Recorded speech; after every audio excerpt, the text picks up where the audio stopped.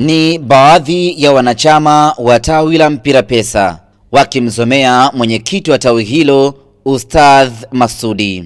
Asubuhi ya leo Ustadh Masudi akiongozana na baadhi ya wanachama walifika kwenye ofisi hizo kwa lengo la kuhama na kubomoa jiwe la tawi. Walipoanza kutekeleza hayo, wanachama wengine wakazuia na hapo timbwili likaanza. Tafuta kazi Masudi. Simba yenyewe na Isa mwambieni. Ana kazi mjini, ana kazi gani muulize. Mimi kazi yangu baskeli, yeye kazi yake nini muulize. Mimi kazi yangu baskeli, yeye kazi yake nini. Wanachama Mpira Pesa kila mtu aje kuhakiki pale tawini.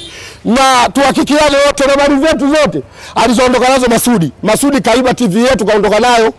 Dekoda ya Azam TV kaondoka nayo. Documents zote za tawi kaondoka nazo. Kafunga ofisi. Picha zote mwendani kachana. Sawa, tukakubaliana ofisi iwe wazi. Sawa, tumekubaliana safi. Leo Masudi alizofanya ameenda polisi kote, tambua hili sheria, nyinyi wewe itisha mkutano wa wanachama, itisha kamati ya utendaji muweze kukubaliana. Ameona ifai, ameenda kwa mwenyekiti wa kata. Hiyo si kampani. Anakuja kufanya nini tawi? Hivi ni haki.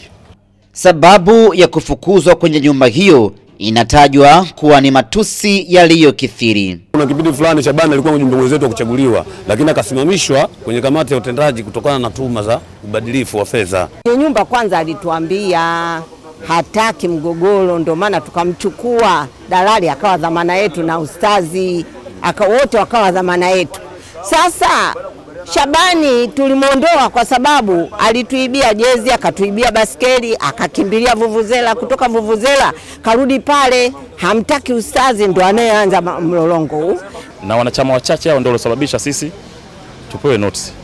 Wanachama wengine wanataka tuhamili maisha mengine endelee, tujipange, kwa sababu sisi pale tunapanga, nyumba za kupanga ziko nyingi.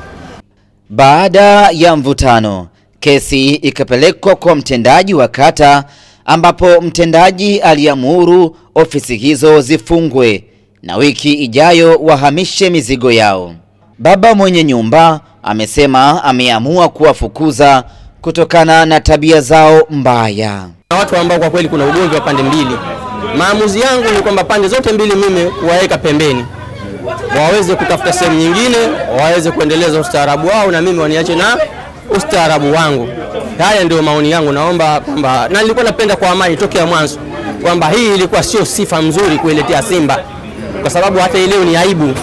Ni aibu wanojitia wao. Leo watakwenda mahali gani kwenda kumuomba mwenye nyumba kwamba tunahitaji kupanga kwako kwa ajili ya ofisi ya mambo ya mpira, akaona mtu vitu kama hivi vinatoka kwenye vyombo vya habari, kwamba wanafanya fujo la namna hili, mtu huyo mwenye nyumba akaweza kuwakubali na kuwapokea.